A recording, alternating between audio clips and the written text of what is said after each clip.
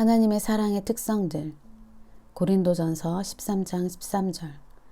그런즉 믿음, 소망, 사랑, 이 세 가지는 항상 있을 것인데 그 중에 제일은 사랑이라. 요한일서 4장 8절. 사랑하지 아니하는 자는 하나님을 알지 못하나니 이는 하나님은 사랑이심이니라. 성경에서 하나님은 사랑이라고 말하고 있습니다. 성경은 또 사랑은 믿음이나 소망보다도 더 크다고 말합니다. 하나님은 사랑이시라고 했으므로 우리는 그 하나님의 사랑이 어떤 사랑인지를 알아야 합니다. 성경 킴 제임스 번역본의 고린도전서 13장 13절에서는 사랑이라는 말이 자선이라고 번역되었습니다. 사실 아가페라는 단어가 자선이라고 번역된 것은 유감스러운 일입니다. 왜냐하면 이 성경 구절에서 사용된 히라버의 단어의 완전한 의미를 잘 표현하지 못하고 있기 때문입니다.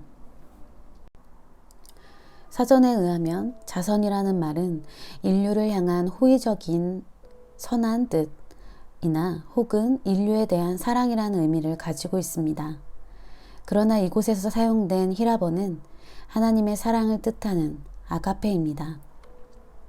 신약의 다른 곳에서는 아가페라는 말은 자선 대신에 사랑이라고 번역되어 있습니다. 예를 들어서 요한일서 4장 8절에서 성경은 문자적으로 하나님은 아가페이십니다 라고 되어 있습니다. 다른 말로 한다면 하나님은 사랑이십니다. 그러므로 아가페라는 단어는 하나님의 사랑이라는 뜻입니다. 그렇다면 아가페나 혹은 하나님의 사랑이란 무엇을 말하는 것일까요? 내가 그것에 대한 대답을 하기 전에 하나님의 사랑에 대하여 아주 흥미로운 것을 여러분에게 보여주기를 원합니다. 성경은 사랑은 소망이나 믿음보다도 더 크다고 말합니다. 왜 하나님의 사랑이 믿음이나 소망보다 더 클까요? 먼저 믿음은 사랑이 없이는 역사하지 않습니다. 다른 말로 하면 믿음은 사랑에 의해서 역사한다는 말입니다.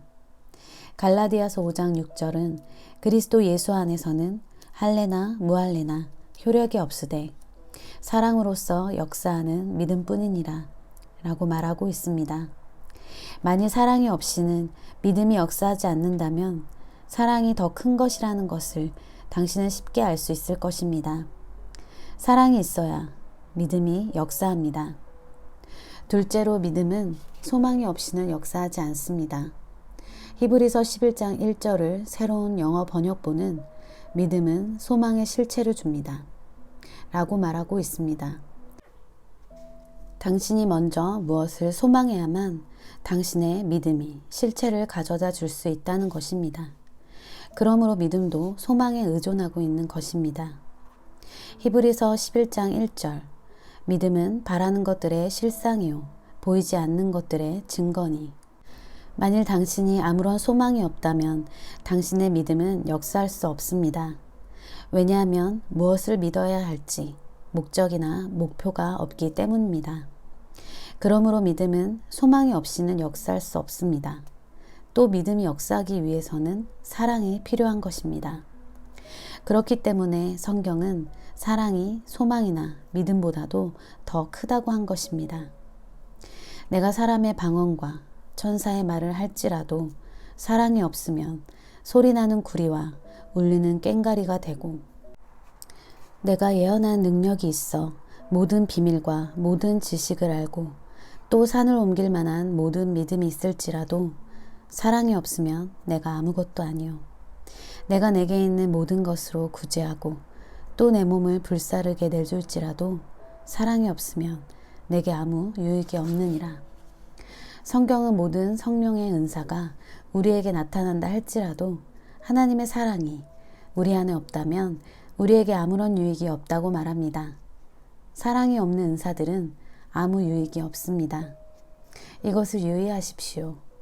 우리가 모든 신령한 것을 이해하고 모든 지식과 모든 믿음이 있더라도 하나님의 사랑이 우리 안에 역사하고 흐르지 않는다면 우리에겐 아무 유익이 없다는 말입니다. 가난한 사람에게 자선을 베풀고 많은 희생을 치른다 해도 사랑으로 한 것이 아니면 아무것도 아닙니다. 우리가 하는 어떤 것도 하나님의 사랑이 동기가 되지 않으면 유익이 없다는 것입니다. 그러므로 당신은 왜 하나님의 사랑이 그렇게 중요하고 성경에서 믿음과 소망보다도 더 크다고 한 것을 알 수 있을 것입니다. 그리고 또 성경은 이 사랑으로, 우리 안에 있는 하나님의 사랑으로 모든 사람들이 우리가 예수님의 제자인 것을 알게 될 것이라고 했습니다. 성경은 믿음이나 소망으로 우리가 그의 제자인 것을 모든 사람들이 알 것이라고 하지 않았습니다. 아닙니다. 하나님의 사랑이 우리 안에 있고 그리고 우리를 통해서 나타날 때 사람들이 우리가 그리스도인인 것을 알 것이라고 했습니다. 요한복음 13장 35절 너희가 서로 사랑하면 이로써 모든 사람이 너희가 내 제자인 줄 알리라. 어떻게 세상이 우리가 그리스도인인 것을 알 것이라고 했습니까? 우리들이 서로 사랑함으로써 알게 될 것이라고 했습니다. 사랑의 정의. 만일 하나님께 속한 사랑이 그렇게 중요한 것이라면 우리는 그것이 무엇인지 알아야 할 것입니다. 물론 당신은 하나님께 속한 사랑이란 자연적 인간의 사랑과는 동일하지 않다는 것을 알 것입니다. 자연적 인간의 사랑은 하룻밤 사이에 미움으로 변할 수도 있습니다. 그렇지만 하나님의 사랑은 결코 변하거나 실패하지 않습니다. 우리는 고린도전서 13장에서 사랑의 정의를 볼 수 있습니다. 사랑은 오래 참고 사랑은 온유하며 시기하지 아니하며 사랑은 자랑하지 아니하며 교만하지 아니하며 무례히 행하지 아니하며 자기의 유익을 구하지 아니하며 성내지 아니하며 악한 것을 생각하지 아니하며 불의를 기뻐하지 아니하며 진리와 함께 기뻐하고 모든 것을 참으며 모든 것을 믿으며 모든 것을 바라며 모든 것을 견디느니라. 사랑은 언제까지나 떨어지지 아니하되 예언도 패하고 방언도 그치고 지식도 패하리라. 하나님의 사랑은 바울이 여기에 기록한 그 어떤 것보다도 더 큰 것입니다. 사랑은 예언이나 방언보다도 크고 지식보다도 더 큰 것입니다. 왜 사랑이 더 크냐고요? 왜냐하면 그 모든 것들은 언젠간 사라져 없어질 것이고 우리들에게 그런 것들이 더 이상 필요하지 않게 될 것입니다. 그렇지만 사랑, 하나님의 사랑은 결코 없어지지 않습니다. 천국에서는 방언도 예언도 지식의 말씀도 성령의 은사들의 역사심도 더 이상 없을 것입니다. 그런 것들은 모두 없어질 것입니다. 그렇지만 사랑은 하나님께 속한 사랑, 영원히 지속될 것입니다. 하나님은 사랑이시기 때문에 그리고 하나님은 영원하시기 때문에 사랑은 없어지지 않습니다. 하나님의 사랑은 영원토록 지속될 뿐만 아니라 성경은 사랑은 다가오는 모든 것을 견딘다고 말하고 있습니다. 모든 것을 견딘다는 것은 무슨 뜻입니까? 확대 번역본은 사랑은 다가오는 모든 것과 어떤 것이라도 견디느니라고 말하고 있습니다. 사랑의 소망은 희미해지지 않고 하나님의 사랑은 결코 실패하지 않습니다. 그러면 확대 번역본으로 이 구절을 다시 읽어보겠습니다. 이것은 하나님의 사랑을 더 분명하게 정의하고 있기 때문입니다. 사랑은 오래 참고 인내하고 친절하며 사랑은 샘내지 아니하고 질투로 불타지 아니하고 사랑은 자랑하지 아니하고 허영심이 없으며 자신을 거만하게 나타내지 않느니라. 사랑은 자만하지 아니하며 거만하고 자부심으로 부풀지 않으며 무례하지 않으며 격에 맞지 않게 행하지 않느니라. 사랑, 우리 안에 있는 하나님의 사랑은 자신의 방법과 권리를 주장하지 아니하고 자신을 구하지 않고 성질을 내지 아니하고 까다롭지 아니하고 분개하지 아니하고 잘못된 일에 주의를 기울이지 아니하느니라. 불의와 옳지 않은 것을 기뻐하지 아니하고 의롭고 진리스러운 것이 승리할 때 기뻐하며 사랑은 다가오는 것은 무엇이나 어떤 것이나 다 참고 모든 사람들의 최선을 믿을 준비가 되었으며 사랑의 소망은 어떤 상황에서도 희미해지지 않으며 모든 것을 약해지지 않고 견디느니라. 사랑은 결코 실패하지 않느니라. 결코 바라지 않고 없어져서 끝이 나지 않느니라. 예언은 신령한 하나님의 뜻과 목적을 해석하는 은사로서 이루어지면 없어지리라. 방언은 없어지고 끝이 나리라. 지식은 없어지리라. 즉 이것은 가치가 없어지고 진리가 그것을 대신하리라. 나는 믿는 자들이 이 성경 구절이 그들의 마음과 심령에 충분히 흡수되도록 이 구절들을 묵상하는 데 시간을 보내기를 바랍니다. 이 구절들을 따라 빛 가운데 행하는 것만으로도 그들의 많은 문제는 해결될 것입니다. 예를 들어서 위에 확대 번역본으로 고린도전서 13장 4절을 보시기 바랍니다.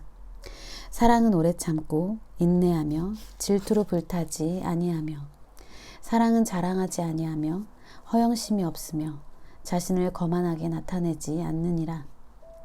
어떤 사람들은 오래 참습니다. 그렇지만 그들은 오래 참는 동안 인내하며 친절하지 않습니다. 그들은 꼭 참아야 한다는 것은 알기 때문에 오래 참습니다. 그러나 그들이 참고 있다는 것을 모든 사람이 알아버리게 행동합니다. 예를 들어서 어떤 때는 남편이 그의 아내 때문에 오래 참고 견디지만 그는 참는 동안 친절히 행하지 않습니다. 혹은 어떤 때는 아내가 그의 남편 때문에 오래 참고 견디지만 그 아내는 남편에게 자신이 참고 있다는 것을 알 수 있도록 행동합니다. 그러나 하나님께 속한 사랑은 오래 참고 그 참는 동안에도 인내하며 친절하게 행동합니다. 그러므로 그 참는 동안에도 약해지거나 희미하게 끝나버리지도 않습니다. 사랑은 결코 실패하지 않는 것입니다. 사랑은 앞으로 다가오는 모든 것과 어떤 것이라도 다 참고 라고 쓰여진 7절은 이것과 밀접한 관계가 있습니다. 당신은 어떤 사람들이 나는 더 이상 그 사람을 사랑할 수 없습니다. 혹은 나는 할 만큼 했어요. 나는 그 여자를 더 이상 사랑할 수 없어요. 라고 말하는 것을 들어본 적 있을 것입니다. 사랑은 할 수 있습니다. 하나님의 사랑은 어떤 상황에서도 약해지거나 혹은 끝내지도 않으며 참을 수 있습니다. 그리고 그런 하나님의 사랑이 당신 안에 있으므로 당신도 다가오는 모든 상황을 참을 수 있는 것입니다. 아마 당신은 난 더 이상 그렇게 할 수 없다. 혹은 난 더 이상 그 사람을 참을 수가 없어 라고 말했을 수도 있습니다. 그렇지만 당신 안에서 또 당신을 통하여 역사하는 하나님의 사랑은 할 수 있습니다. 우리 같은 모든 사람들을 참으시는 하나님을 생각해 보십시오. 나는 거의 12년간 목회를 하면서 어떤 경우에는 정말 참기 힘든 사람들이 있다는 것을 알았습니다.